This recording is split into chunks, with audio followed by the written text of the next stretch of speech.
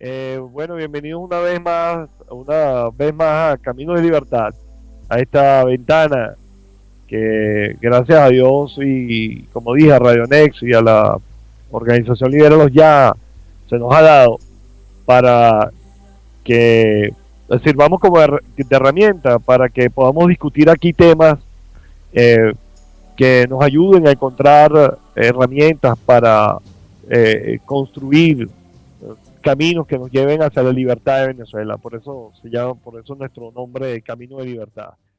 Como dije, tenemos como invitado esta noche al doctor Sosa Purua, Juan Carlos Sosa Purua. Él es escritor, empresario, editor y también tiene una columna en el diario Las Américas. Es autor del libro Apertura Petrolera, Oportunidad de Desarrollo, coautor de Crímenes de Lesa Humanidad, un enfoque venezolano, autor de un proyecto de ley orgánica de hidrocarburos para Venezuela, autor de la novela Cicatriz, nominada al Premio Planeta, al Premio Crítica Internacional Literaria de Ficción, etcétera. Ha intervenido como ponente invitado ante el Parlamento Europeo y a la Universidad Complutense de Madrid. Ha demandado al régimen del teniente Hugo Rafael Chávez Frías por graves violaciones a los derechos humanos ante la Convención Interamericana de Derechos Humanos en Washington.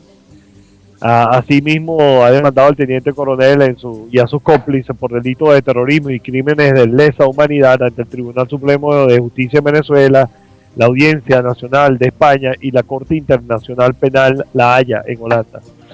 Recientemente ha sido fundador del movimiento por la dignidad y libertad de Venezuela, Fénix, y presentó su nombre como candidato presidencial.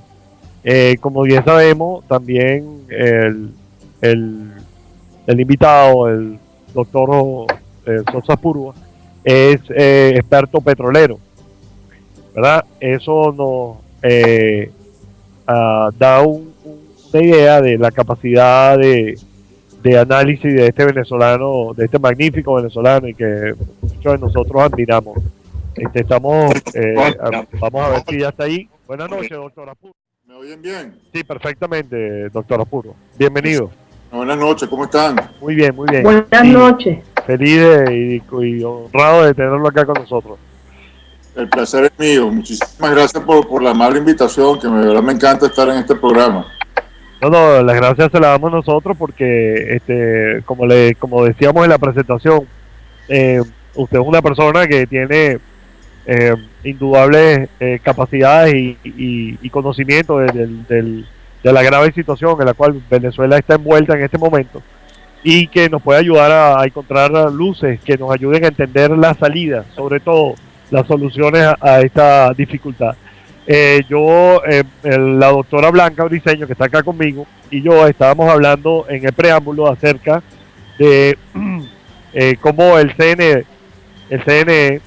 convertido en el brazo electoral del régimen, siempre busca la manera de entorpecer y de acusar al sector opositor de cosas que a todas luces ocurren en cuantía mayor por parte del régimen. Doctora Purua. Bueno, efectivamente, el tema del CNE es un tema sumamente, digamos, importante, muy importante, al que desafortunadamente, pienso yo, no se le ha dado la importancia que tiene. Es decir, se ha subestimado muchísimo por parte de la dirigencia de la oposición el verdadero poder que tiene el CNE para transformar las realidades y cambiarlas completamente, ¿no?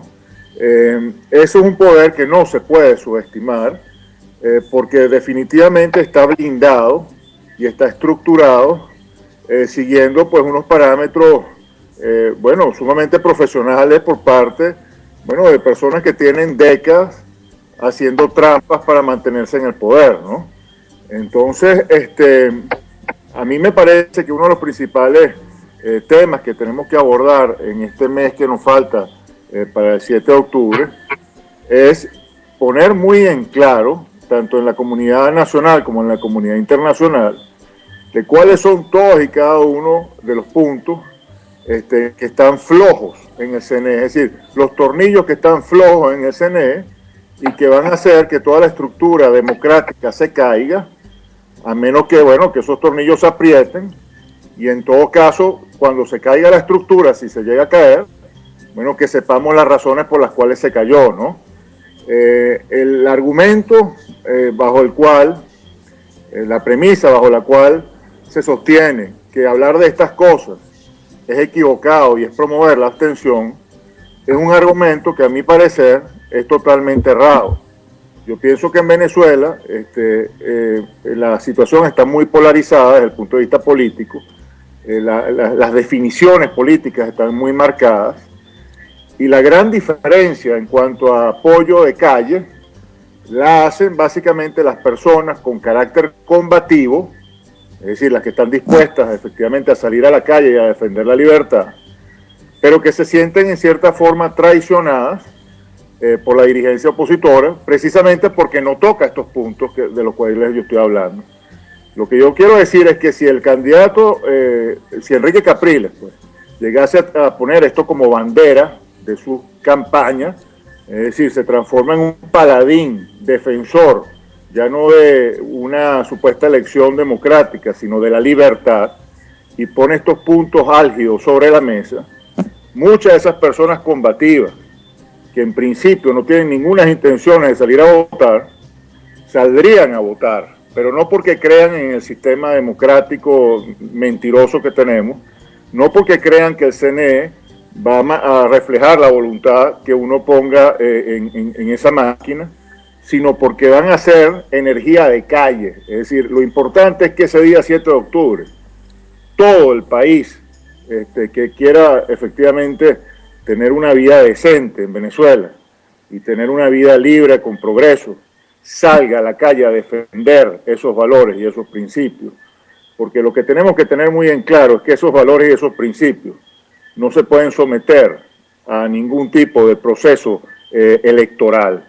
Es decir, esos son valores y principios absolutos, que si están mancillados, si están pisados y si están siendo violentados sistemáticamente desde las más altas esferas del poder, uno como sociedad tiene todo el derecho de salir entonces y defender esos principios y esos valores por la vía que sea. Es decir, no está escrito que tiene que ser una vía A o una vía B.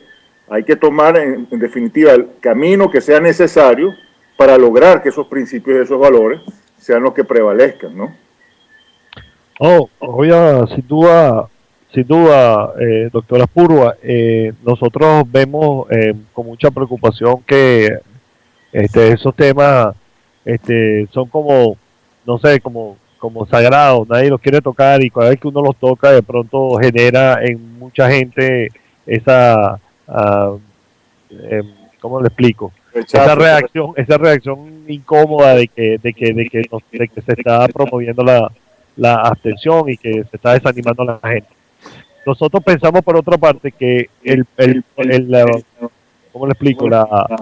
El saber, el conocimiento es poder. Y cuando nosotros tenemos conocimiento de a quién nos estamos enfrentando, podemos saber qué armas utilizar, qué armas y qué herramientas utilizar. Y esa es la motivación principal de estas conversaciones que nosotros tratamos de generar aquí en esta discusión.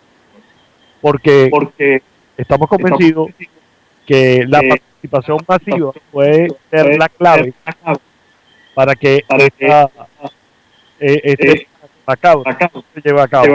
Sobre todo que la gente esté en la calle defendiendo. Fíjate una cosa, Cifrado, esto es muy importante que quede bien claro, ¿no? El tema del CNE, de toda la farsa que está allí montada, es un tema que es de suma importancia, no solamente porque los venezolanos estemos claros y sepamos entonces a qué atenernos, sino también porque la comunidad internacional tiene que saber estas cosas. A veces la comunidad internacional se confunde, porque por un lado vamos los que hacemos estos viajes y estas reuniones con personas claves en todo el mundo, tratando de hacerles ver pues, que en Venezuela tenemos un régimen autocrático que está matando todas las libertades, Pero en paralelo entonces van otras personas, voceros de los partidos políticos, a decir que no, que en Venezuela hay un juego democrático perfectamente válido y que la salida es perfectamente viable por la vía electoral, y que el Consejo Nacional Electoral, bueno, si bien es cierto, tiene algunas deficiencias, en principio pues funciona de una manera bastante buena y profesional, ¿no?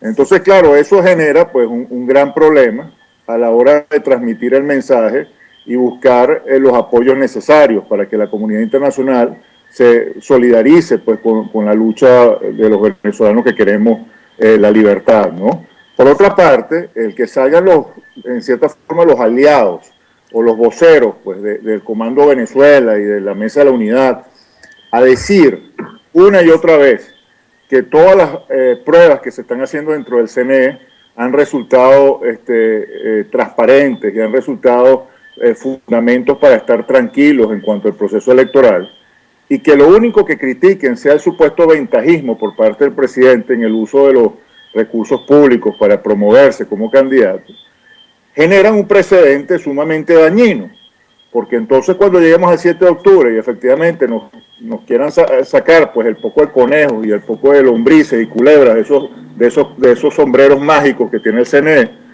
no vamos a tener, o digamos, el candidato Enrique no va a tener la fuerza moral, si se quiere, para denunciar en ese momento lo que no denunció antes. O sea, si por ejemplo nosotros estamos diciendo que el registro electoral permanente tiene por lo menos 3 millones de personas que no existen, parece que son mucho más que eso, pero ya se sabe que en principio por lo menos 3 millones de personas que tienen el registro electoral permanente no existen, eso se tiene que denunciar. Es decir, no se puede decir que ese registro electoral permanente está bien y que el censo se hizo adecuadamente y que las personas que ya aparecen efectivamente existen y tienen capacidad de votar. Porque entonces después no se puede denunciar ese registro electoral permanente cuando efectivamente esos 3 millones de fantasmas voten por Chávez. Ese es el punto. Entonces, lo que yo veo realmente grave de todo este proceso ¿Aló? Aló, ¿Sí? aló. Buenas noches, doctora Curua.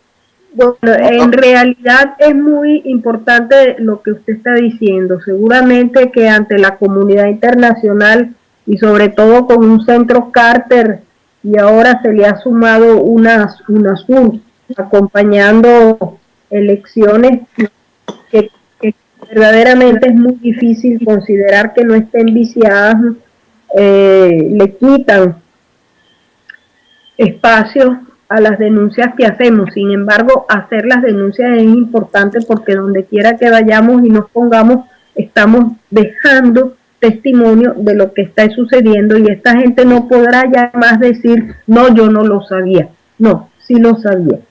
Ahora, yo no diría que nadie quiere tocar el tema. Lo que quizá está siendo difícil de suscitar es un verdadero debate, porque hay seguramente un enfrentamiento entre lo que es el grupo de la colina y en cambio lo que puedan ser otras personalidades como son, no lo sé, Ludwig Moreno, Aguana, Alfredo Bail y tantas otras personas que son técnicos del mismo nivel, que no han tenido la ocasión quizás de entrar a controlar en los procesos de control del CNE, que ha sido monopolizado por el grupo de la colina. Y bueno, nosotros desde aquí, desde la radio, hemos querido darle un mínimo espacio a ese debate, donde usted tiene, pues, por supuesto, un sitio privilegiado. Aló, creo que El 23 tenemos la entrevista con el Aguana, ya hemos hablado con Alfredo Bail. Ahora, todos coincidimos en un mismo punto: hay que salir a votar, hay que votar por el candidato Enrique Capriles Radonsky y hay que quedarse allí a defender el voto. Yo pienso que este punto de convergencia de todas las vertientes debería ser un signo de que la gente en Venezuela está madura para un debate y para la verdad, porque son verdades las que vamos a decir allí. Me diga, doctor, por favor.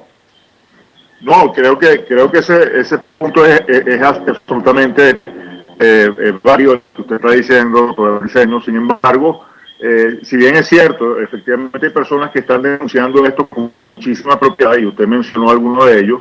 Está, por ejemplo, también el de General Peñalosa, que viene escribiendo artículos muy claros en cuanto a cada uno de los puntos que uno tiene que tomar en cuenta en este caso.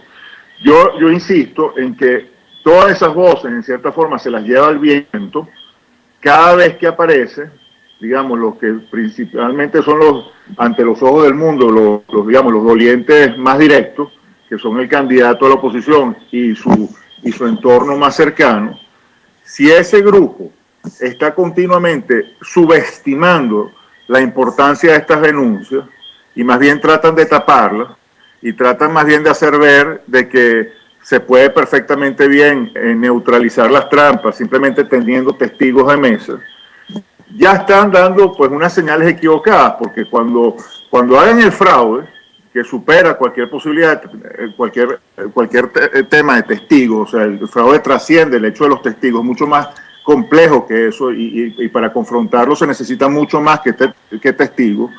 Si se limita la discusión a eso, a que bueno, todo eso es verdad, el CNE está mal, pero tenemos testigos y con eso nos protegemos, cuando nos metan el fraude, ¿qué va a decir Enrique Capriles? No va a poder decir nada, porque va a decir, bueno, si nosotros tenemos los testigos y el CNE está diciendo que ganó Chávez, y además ellos firmaron un acuerdo en el cual se comprometen a que lo que diga el CNE es misa, a que lo que diga el CNE es sagrado. Entonces, los luchadores por la libertad, por decirlo de alguna forma, bueno, tenemos la desventaja, porque una vez que el grupo político, principalmente doliente, si se quiere, ante los ojos del mundo, reconoce su derrota, en el caso negado de que lo hagan, y que Chávez resulte vencedor de acuerdo a los dictámenes del Consejo Nacional Electoral, y que se active el acuerdo que supuestamente firmó la MUD, en donde ellos se comprometen a respetar eso que diga el Consejo Nacional Electoral. Entonces, cualquier cosa que se haga después, alternativa a esa realidad, tiene muchas más montañas que escalar. Es decir, se hace mucho más difícil la lucha por conseguir lo que estamos buscando, que en definitiva ya sabemos qué es la libertad. Entonces, yo lo que estoy tratando de pedirle, si se quiere, pues a la gente de la Mesa de la Unidad y a la gente que está cerca de Enrique Capriles, es que comiencen a ser mucho más frontales con este tema y que no les dé miedo, porque yo he leído artículos de prensa de personas realmente cercanas a Enrique, a su grupo de trabajo, en donde prácticamente se burlan de nosotros, se burlan de aquellos que estamos haciendo las denuncias del fraude, desestiman completamente las pruebas que hemos sacado al aire. Salen personas con muchísima propiedad intelectual, gente que inclusive yo aprecio a título personal, bueno, demeritando completamente esas pruebas sin ningún fundamento técnico, es decir, simplemente dicen que esas pruebas que estamos sacando y que ha sacado SDATA y que ha publicado en publicaciones como el International Statistical Review, que son publicaciones de primer orden, las desestiman, dicen que esas pruebas no son contundentes y no son verdaderamente elocuentes de la realidad. Entonces somos nosotros mismos, o digamos la gente más cercana al candidato, los primeros que se están dando los tiros en los pies, en las piernas y al final al corazón, pues, porque están, digamos, sembrando el terreno para que efectivamente el fraude se siga cometiendo como se ha cometido en el pasado, dicho sea de paso, porque precisamente, y aquí quizás retomo un poco la introducción que estaban haciendo cuando comenzó el programa respecto a mi supuesta candidatura presidencial, y eso me da un espacio quizás también para aclarar ese punto nuevamente, reiterar las razones por las cuales yo decidí el año pasado poner mi nombre, si se quiere, en la palestra en este tema de las candidaturas presidenciales. Lo hice no porque yo tuviese ambiciones presidenciales, ni porque yo quisiese realmente competir en una carrera por la presidencia. Yo lo hice como último recurso para poner en el tapete y para que tanto los políticos de Venezuela como la comunidad internacional escucharan tuviese una plataforma para poder decir claramente que en Venezuela no existían las condiciones necesarias para llevar a cabo unas elecciones democráticas y libres. La candidatura por eso mismo era alternativa a la Mesa de la Unidad. Por eso yo desde el principio condené las primarias. Yo decía, y como candidato precisamente para poner el dedo en la llaga, decía claramente, señores, si van a hacer unas primarias, ¿por qué tienen que hacerlas con el Consejo Nacional Electoral y todos sus vicios? ¿Por qué vamos a seguir legitimando ese registro electoral permanente que sabemos que está totalmente viciado y abultado? ¿Por qué vamos a seguir legitimando esas máquinas que sabemos que son bidireccionales, que transmiten señales por antena inalámbrica y que pueden ser perfectamente manipulables? ¿Por qué vamos a seguir aceptando eso?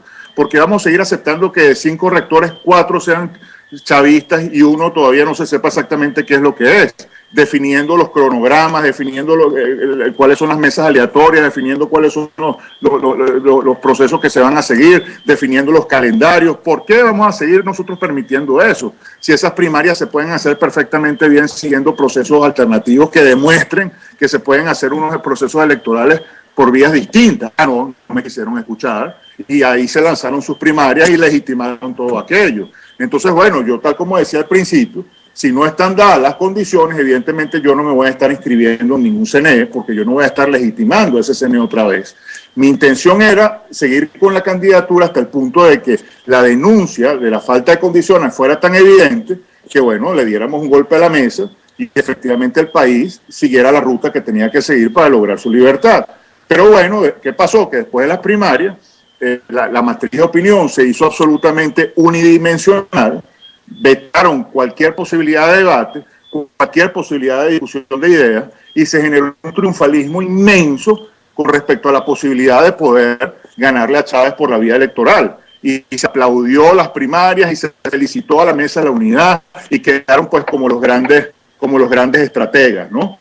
Entonces, ¿qué es lo que sucede? Que ese camino, precisamente, que uno está denunciando con que está minado, que está lleno de minas, está lleno de culebras, está lleno de trampas por todas partes, bueno, está siendo, si se quiere, tapado con una alfombra de rosas y de buenos olores por parte de la Mesa de la Unidad.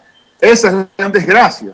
Entonces, yo no estoy diciendo, vuelvo y repito, que necesariamente ellos tengan una complicidad con el régimen, porque no lo sé, no tengo pruebas de eso y no tengo por qué tampoco estar diciendo entonces aquello que a mí no me consta. Sin embargo, al final, bueno, por eso que dicen que los caminos al infierno están llenos de buenas intenciones, pues al final el resultado va a ser lo mismo que si tuvieran algún tipo de complicidad con el régimen, porque habiendo legitimado todo ese proceso, habiendo puesto toda la lucha en el terreno que Chávez controla como un gran maestro, como el maestro perfecto, porque es el camino en donde los petrodólares entonces tienen efectividad, porque compra conciencia, regala dinero a diestra y siniestra, domina los medios de comunicación, domina todo el proceso electoral de la A a la Z en cuanto al CNE. Entonces, bueno, estamos jugando ese juego, nos metimos en ese terreno pretendiendo que vamos a ganar con unas reglas que no son nuestras, con unos árbitros que no son nuestros, con unos caminos, vuelvo y repito, que están llenos de minas puestas por el enemigo. Entonces, bueno, yo no estoy diciendo necesariamente, bueno, que nos vamos a terminar estrellando y que Enrique entonces no se puede apoyar porque cometió ese, no, ni mucho menos. Tal como yo dije desde el año pasado, yo jamás me iba a transformar en un factor de división. Y desde el momento en que retiré mi candidatura no es otra cosa que apoyar a Enrique Capriles y decirle a la gente, inclusive a la gente de mi más cercano escenario, la gente de mi equipo, la gente que en un momento determinado siguió lo que yo venía diciendo, estoy invitando a que respalden a Enrique, que salgan a votar, así no crean en el proceso, así no crean en nada de esto y en el pasado se hayan abstenido, porque sí soy un convencido de que si salimos todos ese día a la calle vamos a tener mucho más poder para defender entonces bueno, la libertad cuando traten de negárnosla. Estoy partiendo de la base en todo este argumento de que efectivamente Enrique Capriles está actuando de buena fe y no le van a temblar las piernas a la hora de defender su victoria.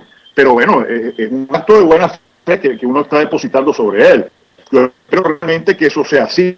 Espero que los intereses de los partidos políticos no vuelvan a prevalecer y no suceda lo que sucedió en el año 2006, ¿no? Donde tuvimos la oportunidad de oro de hacer lo que teníamos que hacer, y sin embargo, bueno, ya sabemos lo que pasó, pues. Entonces, el temor que yo tengo es que los partidos políticos estén sacando sus cuentas, estén diciendo, bueno, si perdemos la presidencial, 2 meses después podemos conquistar unas cuantas gobernaciones, después en mayo podemos conquistar unas cuantas alcaldías, seguimos recibiendo financiamiento, seguimos recibiendo oxígeno político y ganando espacio. Y el país para el carrizo, pues otra vez, defendiendo sus intereses partidistas y los intereses del país, ¿no? Ese es el gran temor. Doctora Purra, disculpe lo interrumpa. Sí, claro. Yo leyendo uno de sus últimos artículos, que usted tituló La Encrucijada, usted hace un profundo y reflexivo análisis de la situación político-social de Venezuela y en todo este escrito yo tengo tengo una pregunta acerca de uno de los tópicos, que era la firma de la MUD, o por parte de la MUD, no del candidato presidencial, sino de la MUD, del acuerdo del CNE. Y usted lo mencionó hace rato, pero yo quisiera que por favor nos dijera de qué manera, o sea, cuál es la gravedad de esa firma y de qué forma eso nos afecta y qué podemos hacer nosotros como ciudadanos para defendernos de eso. Desde la época de Santo Tomás de Aquino y por supuesto en la modernidad Mahatma Gandhi y hoy en día un personaje que se llama Jim Sharp, ha quedado bien claro a nivel mundial que la única forma que uno tiene de combatir a este tipo de régimen es a través del desconocimiento de su autoridad. Cuando tú vas y firmas un acuerdo de eso, estás inclinando la rodilla al poder, estás inclinando la rodilla a la autoridad, estás reconociendo su poder, estás reconociendo su autoridad y te estás sometiendo a ella. Entonces la estás legitimando. Y además, no solamente eso, estás dejando por escrito ante la comunidad internacional, efectivamente tú estás reconociendo sin ninguna duda la legitimidad y la autoridad que tiene el Consejo Nacional Electoral y que además es el único organismo, la única entidad con la capacidad de decir cuáles son los resultados de unas elecciones. Entonces, a mí me parece eso una traición. En esa firma de ese acuerdo es un acto de traición para la lucha por la libertad. Y lo condeno de la A a la Z. Yo pienso que eso no puede justificarse desde el punto de vista de ninguna estrategia, desde el punto de vista de ninguna táctica, desde el punto de vista de nada. Ahí era el momento perfecto para decir nosotros no vamos a firmar ese acuerdo porque ese acuerdo está redactado por Chávez. Efectivamente fue redactado por Chávez, porque las condiciones que estaba poniendo Enrique no tenían nada que ver con eso que se estableció en ese acuerdo. Entonces, firmar ese acuerdo fue un error garrafal. Lo que debió haber hecho Enrique y su equipo es decir, no señor, ese no es el acuerdo que nosotros estamos planteando. Y nuevamente el Consejo Nacional Electoral, presentando ese acuerdo, se está burlando al país. Y se está burlando de nosotros y le está poniendo la pelota en el terreno a Chávez. Nuevamente para que nos meta goles sin nosotros tener ni siquiera porteros. Eso es lo que pasa con esos acuerdos y por eso es que son condenables de la A a la Z. Y además reflejan una gran debilidad por parte de la Mesa de la Unidad y por parte del Comando de Venezuela ante el poder. Se muestran débiles ante el poder. Entonces, claro, generan en muchos de nosotros una gran angustia. Porque decimos, bueno, si esa es la actitud que tienen, cuando lleguemos al 7 de octubre y salga Tivisa y Lucena a decir que ganó Chávez, bueno, ¿dónde va a estar la fuerza para oponerse a esa mentira? ¿Dónde va a estar la fuerza para decir, no señor, eso no es así? Aquí Venezuela, aquí ganó la libertad y aquí estamos todos en la calle para decirlo y para reafirmarlo. No vemos que exista esa fuerza, no vemos que exista esa intención y ese objetivo. Entonces eso genera mucha preocupación. Básicamente por eso que yo la encrucijada, porque nos están poniendo entre la espada y la pared, pues prácticamente que nos están llevando a un precipicio. Entonces genera muchísima rabia y muchísima molestia en aquellos que de verdad queremos depositar en Enrique, bueno, toda nuestra fe, como el líder y como la voz y el que va a llevar el estandarte de estas luchas por la libertad, pues. Porque entonces nos preocupamos y decimos, bueno, ¿y quién realmente es el que maneja esa campaña? ¿Y quién realmente es el que está detrás de eso? Teodoro Pekov, es este otro, el Caldera, o es Borges, o ¿quién es el que está detrás de eso? O sea, no lo sabemos, pues. O sea, empiezan todas las elucubraciones, empiezan todas las angustias, empiezan todas las preocupaciones y las incertidumbres. Y esto es un momento donde todo el país tiene que estar muy fuerte, muy cohesionado. Todos tenemos que estar remando en la misma dirección, apoyando a Enrique. Pero Enrique se tiene que también poner las pilas y estar a la altura de las circunstancias y ser un verdadero vocero de esta indignación y ser un verdadero portaestandarte, no de la lucha electoral por el cargo de presidente. Vuelvo y repito, es el portaestandarte por la lucha de la libertad, de la dignidad, de los principios y los valores, del hecho de que básicamente nosotros no podemos seguir tolerando a un régimen que está secuestrando la libertad de todos y el destino de todos nosotros los venezolanos. Ese es el punto. Entonces, bueno, básicamente nosotros como venezolanos también tenemos el derecho de exigirle a Enrique y a su equipo que se ponga las pilas, porque al final del día ellos no son los dueños de nada. Ellos son los voceros y los representantes de todo un país. Entonces nosotros tenemos todo el derecho del mundo de exigirles, con todo el derecho, con toda la gente bien alta. Y ellos tienen la obligación de responder a esas exigencias, porque esto no se trata, de un grupito político que tiene el monopolio de la cosa y que van a hacer lo que les da la gana. No, señor. Todo un país está depositando sus esperanzas en ellos. Entonces ellos tienen que ser consecuentes con esa inmensa responsabilidad que han asumido y ser los verdaderos representantes de este sentimiento, y no pueden ser inclinarle la rodilla a Tibisay Lucena y a toda esa cuerda de tramposos y de farsantes que son el régimen y todas las instituciones que han permitido que este régimen siga y se mantenga allí. Pues esa es la pura verdad, y las cosas hay que decirlas como son, pues, si pegamos en la lengua. Claro. Sí, sí, Fredo, habla. No, Blanca, perdón. No, bueno, doctor, sí, realmente, seguramente que este escrito suyo mueve el corazón de un venezolano libertario. Y es duro, contundente, claro, transparente y doloroso. Ahora, seguramente tenemos el derecho de exigir. De una manera sumamente humilde, desde Foro Siglo XXI Italia se pidió justamente que hubiese ese foro entre estas personas, que desde aquí no hemos permitido en ningún momento ofensas o dudas sobre los niveles técnicos y profesionales de cada quien.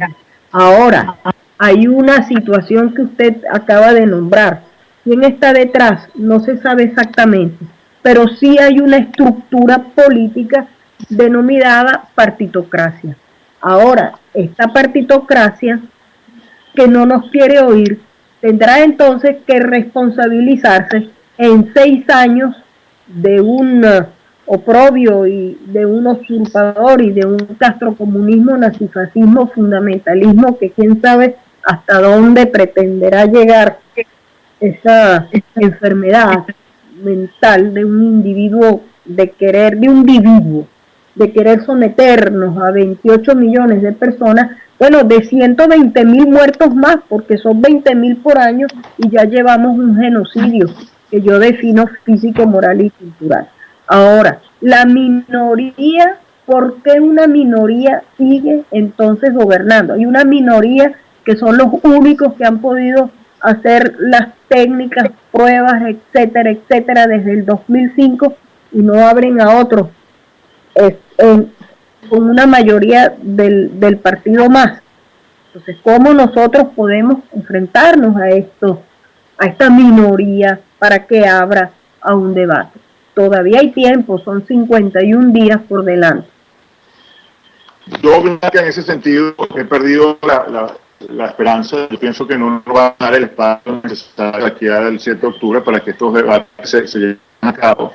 Mi experiencia personal, puedo decir que no fue nada grata. Yo conseguí muchísima radicalización y antagonismo por parte de las primeras personas que deberían más bien ser trasladas. Siento que este país desgraciadamente como que no ha terminado de tocar la realidad, no ha terminado de conectarse con tierra, por decirlo de alguna manera, y desafortunadamente estos pequeños grupos políticos son los que dominan los medios de comunicación social, los principales programas de televisión y de radio, los conductores de televisión y de radio de esos programas están totalmente alineados con esos grupos políticos. Entonces se crea una sola matriz de opinión. Yo recuerdo cuando yo comencé con esto, que el editor de uno de los principales periódicos del país comentó en una reunión en la cual estuvo presente uno de mis mejores amigos, claramente diciendo que me iban a dar una letra del periódico, o sea, que me iban a poner ni una sola línea en ese periódico, que es uno de los principales periódicos del país. Y resulta que yo me estaba recorriendo a Venezuela, me estaba reuniendo con las universidades, estaba haciendo conferencias, estaba haciendo foros, estaba haciendo un millón de cosas, y nada de eso salía en los medios de comunicación. Cuando antes de que anunciara, digamos, mi intención, si se quiere, el candidato, con respecto a la candidatura, bueno, continuó estaban por el tema en la televisión, en la radio. O sea, yo tenía años siendo, si se quiere, pues un vocero en el tema energético en los medios de comunicación. Y estoy sobre que comenzara con esta lucha para que me vetaran completamente. Es decir, nada de lo que hacía tenía réplica en los medios de comunicación venezolanos. Entonces tenía que irme a España, a Colombia, a los Estados Unidos, a Europa, en definitiva, para que me hicieran las entrevistas allá y para que en definitiva mi voz de alguna manera se escuchara de una forma un poco más amplia, si se quiere. Pero aquí en Venezuela el reto fue completo, fue radical, fue absoluto. Entonces, claro, a la hora de buscar apoyos para la causa, es decir, para fortalecer un movimiento, para efectivamente tener peso en la calle y hacer las cosas que hay que hacer, es prácticamente imposible, porque entonces nadie quiere apoyar, nadie quiere financiar, nadie quiere arriesgarse, pues nadie se quiere meter en la camisa de once varas, y prefieren simplemente montarse en el tren de comodidad, en el tren, bueno, que todo el mundo aparentemente está aceptando y aplaudiendo, que es el tren, bueno, que ese que domina, bueno, la versión Heidi de la democracia venezolana, o sea, la versión conejos y flores y bueno, nada, y fantasías edulcoradas y endulzadas con azúcar y caramelo, o sea, una fantasía completa, pero definitivamente es lo que predomina en los medios de comunicación. Uno prende la televisión a las 10 de la noche y aparece, bueno, uno de los programas más vistos de la televisión venezolana, con banderas triunfalistas y haciéndole creer a la gente que, bueno, que todo es una maravilla y que aquí todo es perfecto y que vamos a hacer esta lucha, esta gesta democrática y que vamos a ganar el régimen, como si estuviésemos en los años 70, como si estuviésemos efectivamente librando una batalla de igual, una batalla democrática donde las reglas de juego se van a respetar. Entonces, eso hace que la lucha sea muchísimo más difícil, o sea, sea muy cuesta. Para colmo se están haciendo procesos electorales y la oposición formal supuestamente está ganando esos procesos electorales porque le dan una alcaldía aquí, una gobernación allá, se ganan los puestos en la Asamblea Nacional. Entonces, bueno, se blindan. Entonces la gente cree que efectivamente por esas vías se pueden resolver los problemas políticos, porque están viendo resultados y no se dan cuenta de que ahí es donde está la trampa. Pues. Yo lo pongo como el individuo que quiere hacer que una persona le compre droga. Bueno, al principio le regala la droga, le da la heroína, le regala la cocaína, le regala la cosa, hasta que lo engancha y después lo vuelve su esclavo. Bueno, lo mismo hacen estos regímenes. Ellos lanzan zanahorias para que el conejo se las coma, entonces le regalan la alcaldía aquí, le regalan la gobernación allá, en el camino van sacrificando sus propias piezas incómodas, de repente le molesta que tal persona tenga demasiado poder dentro de su partido, y lo sacrifican y dicen, bueno, usted pierde la gobernación, pues, para sacarlo de juego, o usted pierde la alcaldía, o usted pierde, pero al final, ¿quién tiene Chávez? En un país tan centralista, tan presidencialista, donde el 100% de las divisas prácticamente entran por petróleo y ese dinero entra directamente al bolsillo de Chávez y las gobernaciones y alcaldías dependen de ese dinero para poder existir, entonces tienen que salir arrodillando a Chávez para que le aprueben los recursos para que puedan operar como alcaldías y como gobernaciones. Y lo mismo pasa en la Asamblea Nacional, es puro cuento. Ahí, yo quisiera que alguien en el país me dijera que se conquistó el Parlamento del 2010. ¿Qué ha ganado desde ese entonces para acá? ¿Qué ha dejado de hacer el régimen para avanzar y para consolidar su socialismo y su autocracia? Bueno, no, absolutamente nada. que se ha ganado teniendo unos gobernadores y una gente de la oposición para detener al régimen de Chávez? Absolutamente nada. Todo lo contrario. Más bien lo que se ha hecho es darle fuerza a Chávez. Porque a nivel internacional, entonces efectivamente la gente dice, bueno, fíjense, en Venezuela hay procesos electorales y hay unos partidos políticos que se someten a ellos y hay unos candidatos que ganan las elecciones. Bueno, sin ir más lejos, el candidato actual, bueno, ganó la alcaldía y ganó la gobernación, y ¿por qué no va a ganar entonces la presidencia? Si ya ganó esas cosas. Y entonces se pone a pensar que esa alcaldía, esa gobernación a Chávez le sabe un carrizo. Para Chávez eso no es nada, es como tomarse un café, pues. No le quita para nada poder. Más bien se lo otorga, porque le da el perfecto maquillaje de democracia, le da el perfecto disfraz democrático que él necesita para seguir existiendo como líder planetario. Entonces, bueno, es una realidad que la gente no ha querido entender. Yo pienso que también, desgraciadamente, hoy en día mucha gente está comiendo eso. Mucha gente come de formar parte de un partido político y bueno, vive de eso. Entonces, bueno, necesariamente están alimentando esa realidad porque la necesitan para poder subsistir. Pero desgraciadamente en el resto del país nos hemos quedado huérfanos de liderazgo, nos hemos quedado huérfanos de dirigencia, y no hay escenario político, en el escenario mediático, nada que interprete nuestros sentimientos de angustia, nada que interprete el sentimiento de urgencia que tenemos los venezolanos por resolver el problema. Porque la realidad de cada hogar venezolano está, bueno, signada por la tragedia. Cada vez hay más familias fraccionadas porque, bueno, los padres se tuvieron que ir, los hermanos viven aquí, los sobrinos viven allá, los primos, todo el mundo salió del país, y los que quedan entonces pierden el trabajo. Y los que tienen trabajo cada vez es menos, porque las cosas están cada vez más caras y son importadas. Entonces, para poder conseguir un trabajo hay que estar de acuerdo con el gobierno, porque si no la empresa X no me va a contratar porque tiene un contrato con la alcaldía o tiene un contrato con no sé quién. Y desgraciadamente se va creando una telaraña macabra que es muy difícil de atravesar y de cobrar, porque son muchos los intereses que están gravitando en torno a eso. Entonces, a menos que el país realmente entre digamos, en un nivel de conciencia superior y con muchísima fuerza decida deslegitimar a esos líderes y decir, ustedes no pueden seguir siendo los representantes pues de nuestra, si se quiere, de nuestras necesidades políticas, bueno, vamos a seguir entrampados, porque entonces van a dar esas elecciones en octubre, Chávez va a salir victorioso y en se van a estarnos pidiendo que votemos otra vez por el alcalde y por el gobernador, y vamos a seguir cayendo en esta trampa, pensando que entonces, bueno, dentro de los próximos 6 años, a lo mejor el tipo se muere de cáncer, o cae un meteorito y le vuelve la cabeza, o los 6 años se van a ir rápido. Bueno, 6 años es poquito, ya hemos aguantado tanto, vamos a aguantar 6 años más, y así se nos va la vida, así se nos va la vida. Yo quisiera que les preguntaran a los cubanos, ¿en qué año ellos han dejado de pensar que ese año va a morir Fidel Castro, y ese año van a tener la libertad? Tienen 50 años pensando que ese año, que este año sí, ahora sí, y así se les fue la vida, se han ido 2 generaciones completas. Bueno, nosotros estamos muy cercanos a sufrir esa tragedia también, porque desgraciadamente nuestra clase pensante es cada vez menos pensante. Uno lee los artículos de prensa en Venezuela y dan ganas de llorar, ¿Por qué? Porque están alimentando esa fantasía, están alimentando esa realidad virtual, en donde efectivamente, bueno, aquí hay una lucha democrática y vamos a todos a votar y vamos a tener los testigos, entonces vamos a ganar las elecciones. Mentira, eso no es lo que va a pasar. La gente tiene que entender que eso no va a pasar. Pero eso sí, tenemos que salir y efectivamente ir a votar y exigir ese día, bueno, que efectivamente gane la libertad. ¿Pero por qué? Vamos a ver reflejados nuestros votos en la Declaración de Constitución Nacional Electoral. Eso olvídense que no va a pasar. Doctor eso no Apuro, va a pasar.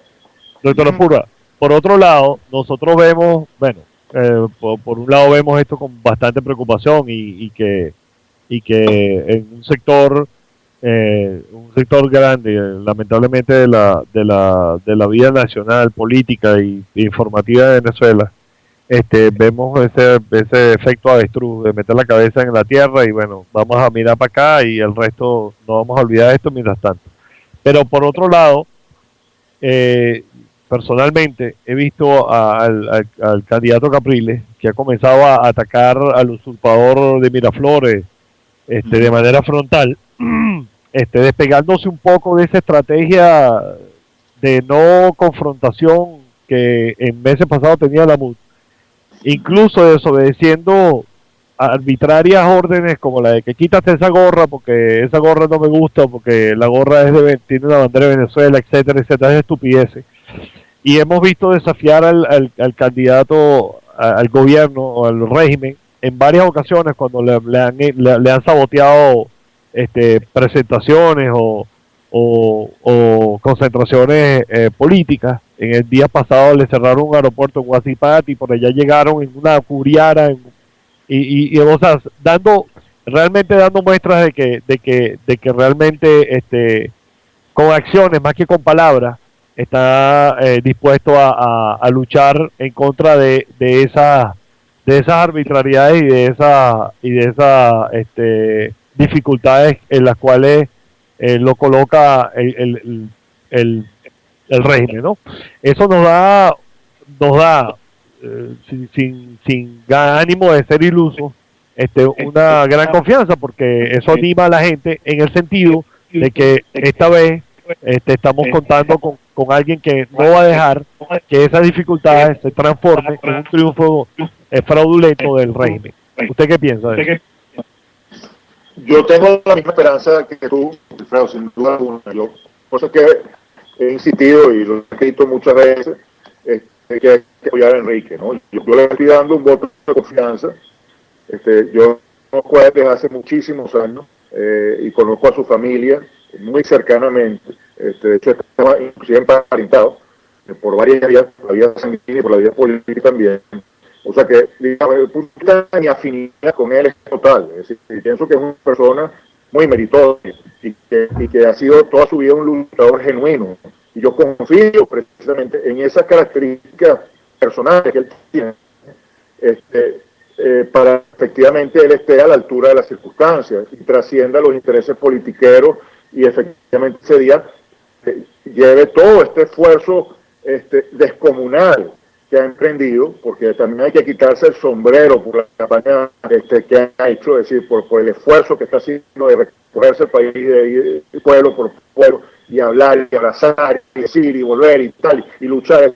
Eso es encomiable, es una cosa que hay que reconocer y que hay que aplaudir y que a mí en lo personal me genera muchísima satisfacción y lo aplaudo y digamos, y la fe que tengo es que en definitiva él ha estado metido al principio muy en el terreno político y ha sido muy exitoso en ese terreno. Entonces él tiene todo el derecho del mundo de pensar de una manera sincera y honesta de que efectivamente ese camino que ha emprendido se puede lograr la victoria, y esa confianza que yo sé que, digamos, que estar en él, efectivamente eso, y que no es que está traicionando al país, porque en el fondo sabe que por ahí no va, bueno, puede lograr una prebenda, una cosa. Yo estoy absolutamente convencido de que esa no es la realidad, de que él efectivamente, en su fuero interno, está convencido de que lo que él está haciendo lo va a llevar a la victoria. Y eso es una maravilla, porque efectivamente ese sentimiento, si él lo lleva hasta el final, él va a dar la fuerza para imponerse ese día y para transformarse en el día que estamos esperando todos los venezolanos que se transformen. Es decir, en el hombre que decía Teresa Lucena, usted esos resultados se los puede llevar a su casa y si quiere duerma con ellos, pero esos no son los resultados que el país va a aceptar, porque esa no es la realidad. Enrique hace eso y es verdad que va a coronar una carrera política que yo pienso que ha sido brillante y una campaña que también pienso que ha sido brillante. Independientemente, siento que es un gran error seguir, digamos, creando esa ficción de la democracia y de la lucha, ya todo lo que hemos hablado, pues, independientemente de lo que es mi parecer en ese sentido, desde el punto de vista humano, desde el punto de vista de la persona, yo creo que Enrique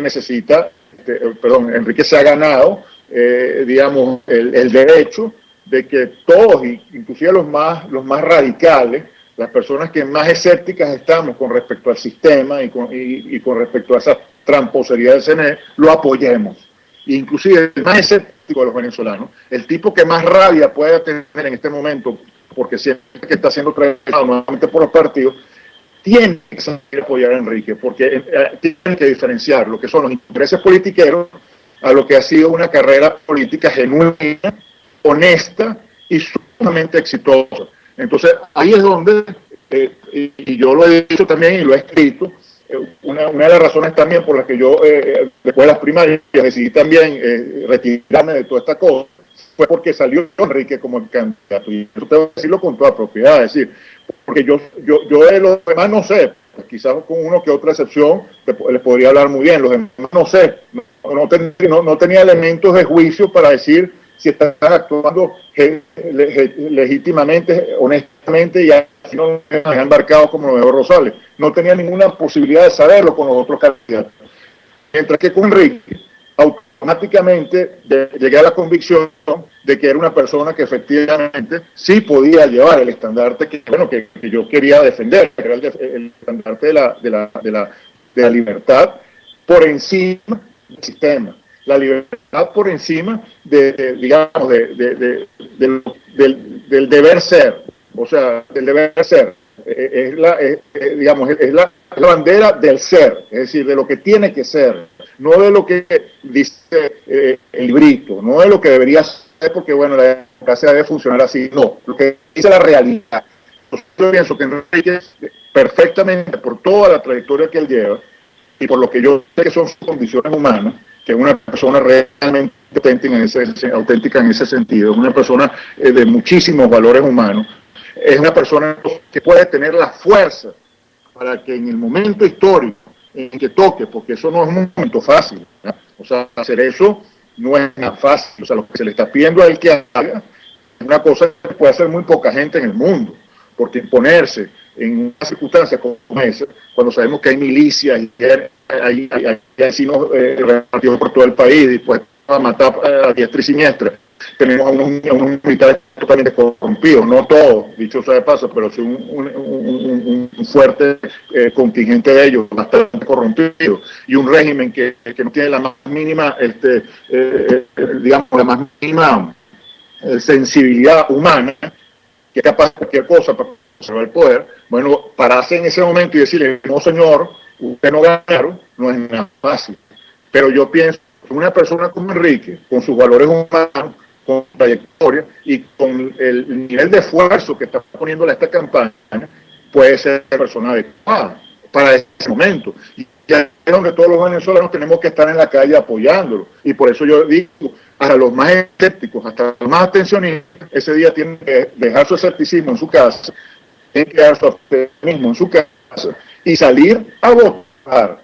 No porque van a legitimar al sistema, porque todos sabemos que el sistema no sirve para nada, que eso es una trampa, sino para inyectarle energía a Enrique, para inyectarle energía a la calle, para hacer lo que hay que hacer, que es imponerse a la farsa, imponerse a los tramposos, imponerse a un régimen que tiene 14 años pisando los valores más sagrados de este país, pues, y de cualquier país. De cualquier doctor Sosa, aquí tenemos una pregunta de un oyente, se llama Alaya o Alía Elana.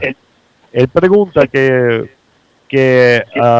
podría hacer el ciudadano común para exigirle a Enrique Capriles que reclame al CNE? Bueno, para empezar, callarle la boca a los del equipo de él que están todo el tiempo diciendo que en el CNE no hay ningún problema. Es decir, tenemos que empezar por llamar las cosas por su nombre, pues. Y bueno, básicamente, el 7 de octubre seguirlo a apoyar y que él sienta en ese apoyo ese día que efectivamente existe fuerza suficiente, la fuerza de respaldo suficiente como para que digamos, se imponga, para que la calle sea la cable y unos numeritos artificiales sacados por unas maquinitas de trucos controladas por Chávez, sino por lo que dice la calle. Y para que la calle sea la que hable, bueno, todos los venezolanos de buena voluntad tenemos que salir ese día y estar dispuestos a dormir en la calle si es necesario para defender el triunfo de Enrique. Porque yo lo he dicho desde el principio, mi Enrique ya no. O sea, para mí Chávez ya está totalmente fuera del poder. O sea, yo tengo muchos años que no reconozco a Chávez como presidente. Yo pienso que es un usurpador desde el punto de vista del ejercicio que ha tenido del poder, que lo ha deslegitimado completamente, como también desde el punto de vista de la legitimidad de origen. Porque esa elección que se le aprobó es totalmente inconstitucional. Se hizo a través de un referéndum inconstitucional. Entonces es un hombre que no tiene legitimidad para ser candidato.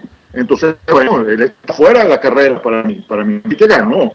Entonces ese día se tiene que imponer. El 7 de octubre es el día, digamos, formal de su coronación, donde el día dice, señor, aquí el presidente de la República ya no es este señor, el presidente de la República se llama Enrique Capriles Radonsky, y esto es lo que se va a hacer. Pero para que él pueda hacer esto, digamos, para que cuando lo haga tenga éxito, bueno, el país entero tiene que respaldar. Y ahí es donde mi punto se tiene que, digamos, evidenciar lo que yo vengo diciendo hace muchos años, que Chávez ya perdió la mayoría hace años. Ahí está digamos, el soquete de Schemmel diciendo que el 67% del país aprueba la gestión de Chávez y que la diferencia entre Chávez y Enrique... Doctor Apurro, disculpe que le interrumpa. Lo voy a desconectar un momento y lo voy a volver a conectar porque ahí la comunicación se corta mucho para ver si se refresca un poco y lo podemos escuchar mejor. Un segundo solamente. Ok. Ya lo llamo. Bueno, aquí estamos tratando de llamar al doctor Apurro porque tenemos aquí un problemita con el audio y ya lo estamos llamando de nuevo, a ver si se mejora la comunicación. ¿Aló? Ahora sí. Ajá, disculpe que lo haya interrumpido. No, lo que te decía es que básicamente este personaje macabro Schemmel hoy publicó una encuesta patética, en donde dice que el 67% de Venezuela aprueba la gestión de Chávez y que la diferencia entre Chávez y Enrique es de 18%. Eso no se lo cree ni su mamá, pues. Y sin embargo, bueno, ahí está la encuesta. Entonces, tratando de sembrar pues esa matriz de opinión, no solamente en Venezuela, sino a nivel mundial. De tal manera que cuando ellos metan su fraude, nadie puede decir nada, porque las encuestas lo venían cantando de antemano. Y ahí es donde operan los millones y los miles de millones de dólares que tiene Chávez para repartir a diestra y siniestra y comprar la conciencia que le dé la gana. El mismo fenómeno de los narcotraficantes, que tienen comprado todo el sistema judicial del mundo y por eso es que la droga sigue siendo el principal negocio del planeta. Bueno, pasa lo mismo, pues este señor con esos petrodólares compra la conciencia que le dé la gana. Pero entonces la única forma de neutralizar ese tipo de matriz de opinión, esa vileza, ese veneno que están imprimiendo esas encuestas, es con la calle. O sea, la encuesta tiene que ser la calle, tiene que ser tan evidente el respaldo a Enrique el 7 de octubre en la calle, que no haya encuesta, que no hayan resultados de Tibisay Lucena, que no hayan declaraciones de Diosdadito y de todos esos personajillos del régimen que van a salir a defender lo indefendible. Bueno, la única fuerza que nosotros podemos tener ante eso para imponernos es lo que le vemos a Enrique en la calle.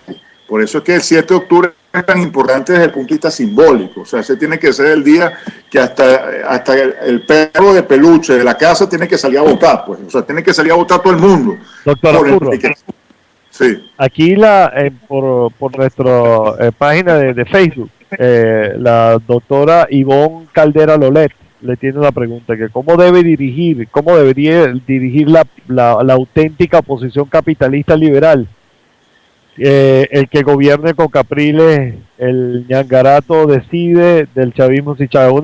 Yo lo que entiendo aquí es de que si la solución del problema venezolano se fundamenta realmente en que el país tiene una cultura socialista y que el capitalismo liberal es la solución, debería ser esa la solución del país. Es lo que yo entendí. Y discúlpeme la doctora si no interpreté bien su pregunta.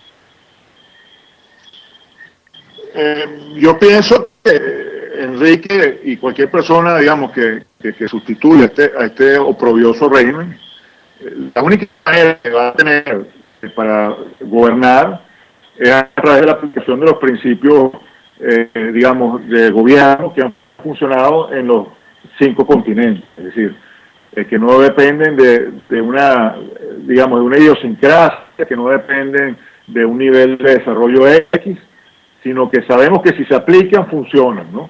¿Y cuál es esa fórmula? La fórmula es básicamente darle apertura completa a la creación, al poder creador que tienen los individuos de una sociedad.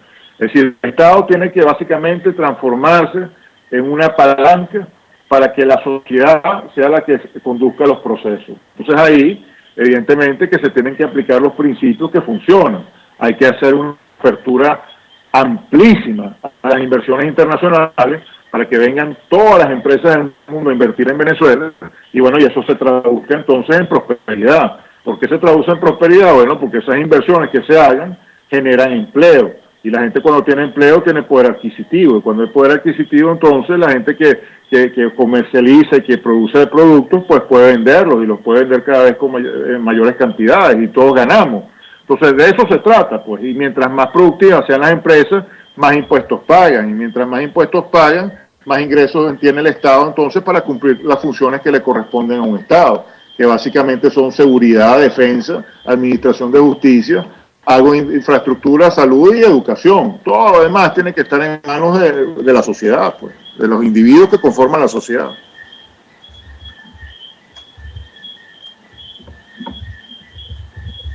Sí, ¿aló?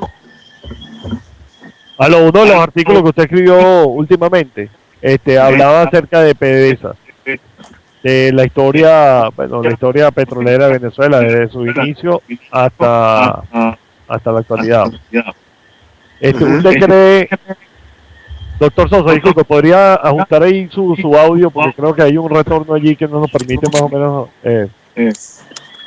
Mira, tenemos una llamada, doctor Sosa, tenemos una llamada y luego le hago la pregunta. Bienvenido, buenas noches, está al aire.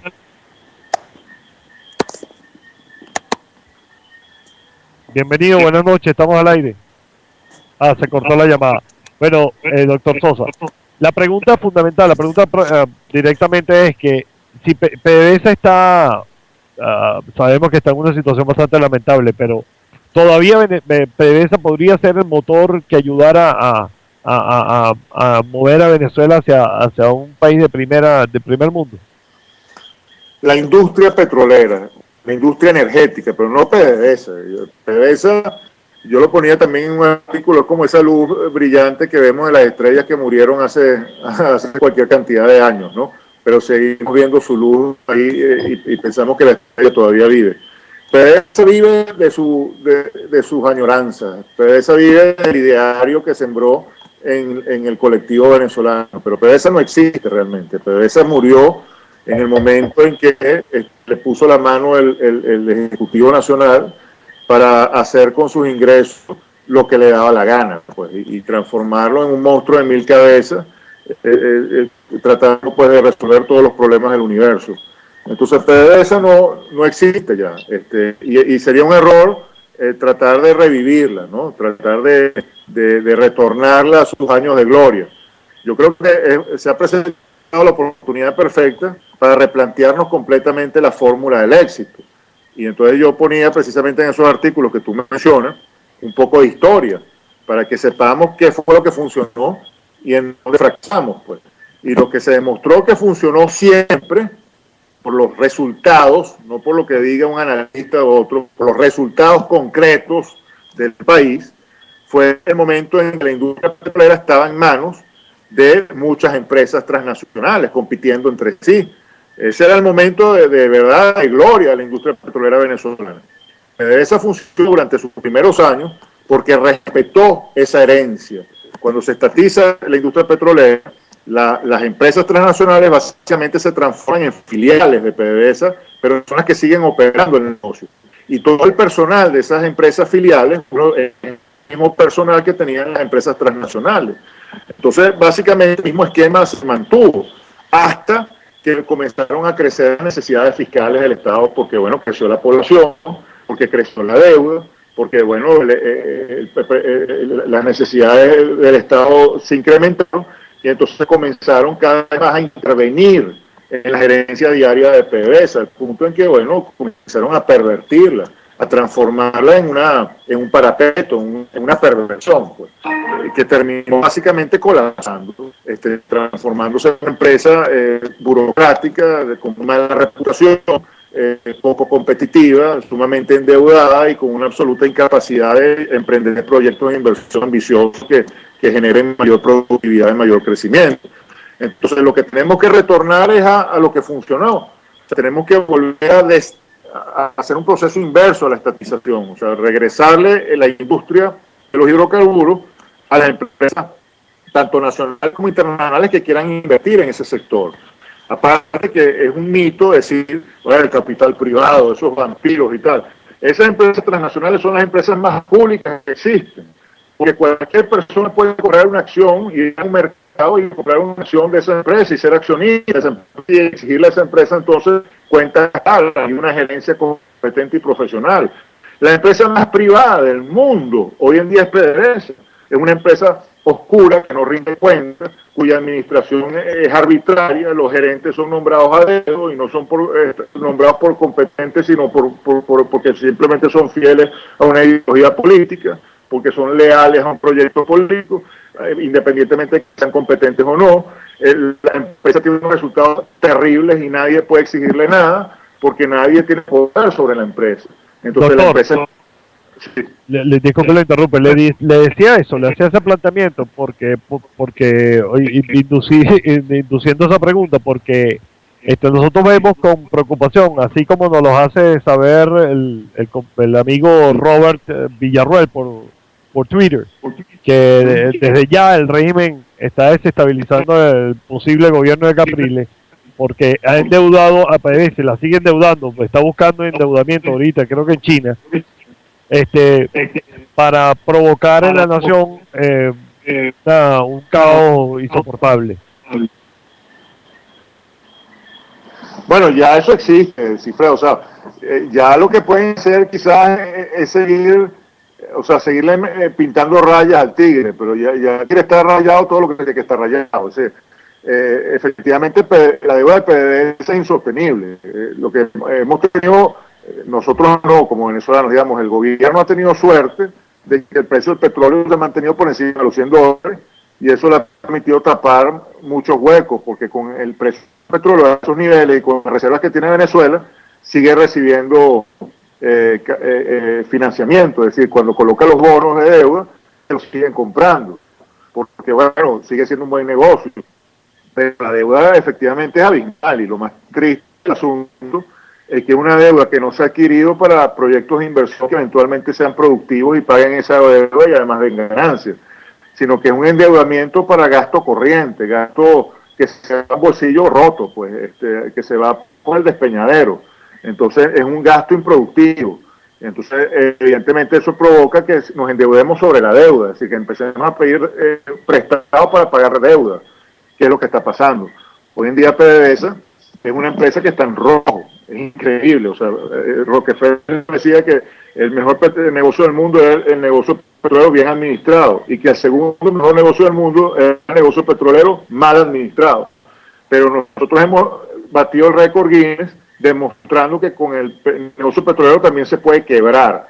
O sea, PDVSA está quebrada. PDVSA es una empresa que tiene que endeudarse para pagar nómina en un escenario de precio del petróleo por encima de los $100 y teniendo las reservas de petróleo más importantes del hemisferio occidental. O sea, es una cosa verdaderamente que hay que darle pichón para poderla entender, para poder comprender cómo puede llegarse a ese nivel de incapacidad, de incompetencia, para lograr en el escenario donde el mundo más necesita petróleo, que el precio del petróleo está a los niveles que está, que las empresas están ávidas de invertir en Marte si es necesario, que se van a kilómetros de profundidad en los mares más difíciles, con las condiciones climatológicas más terribles para sacar petróleo, y nosotros que tenemos el petróleo que casi le metemos un pitillo y sale, no, pero entonces tenemos esas reservas enterradas porque aquí no puede invertir nadie, porque las leyes son un desastre, no hay confianza, no hay seguridad jurídica, los contratos se cambian arbitrariamente, nos salimos del proceso de arbitraje internacional porque decimos que son las cortes venezolanas que van a decidir, las cortes venezolanas están totalmente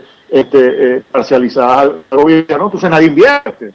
Y además exigen a las empresas transnacionales que tienen que pagar, digamos, no solamente su participación, sino también la participación que le corresponde a PDVSA. Entonces la ley exige que PDVSA tenga más del 51% de las acciones, pero ese 51% de lo que hay que financiar la empresa transnacional. Entonces por eso todos los proyectos de inversión están engavetados. Y aquí no se ha hecho un solo proyecto nuevo desde la apertura petrolera de 1992. O sea, la apertura petrolera que arrancó en 1990, y que se materializó en toda la década de los 90, eso es lo que viene dándole respiro al país.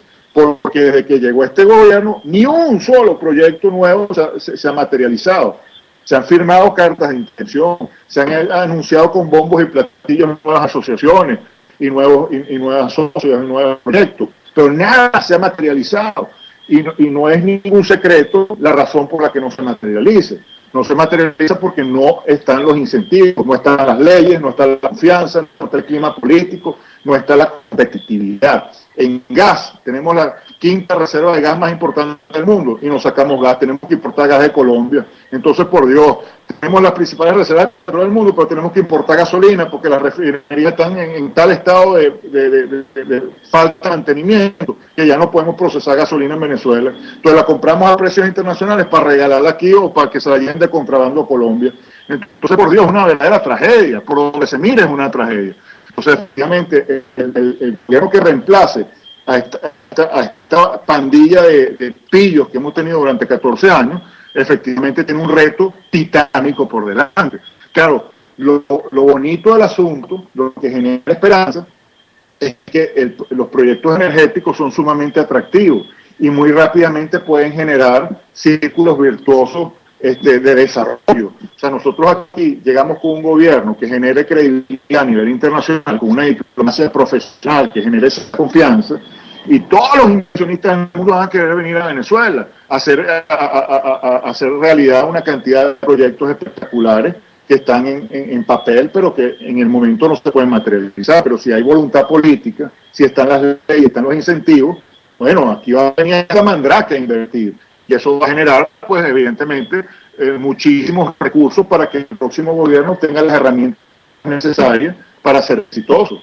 Si además aplica, bueno, incentivos sociales, sigue, por supuesto, ayudando pues, en las principales necesidades que tiene el país, que son muy profundas desde el punto de vista social, y evidentemente aplica fuerza y mucho control a la delincuencia. Pues, o sea, un gobierno con autoridad en ese sentido, pero sobre todo autoridad moral, legitimidad en ese sentido, bueno, puede hacer cosas extraordinarias en lapso de tiempo relativamente corto, porque además muchos venezolanos no van a volcar a apoyar ese proyecto y a tratar de que efectivamente la cosa funcione, que el carro camine como debe ser, ¿no?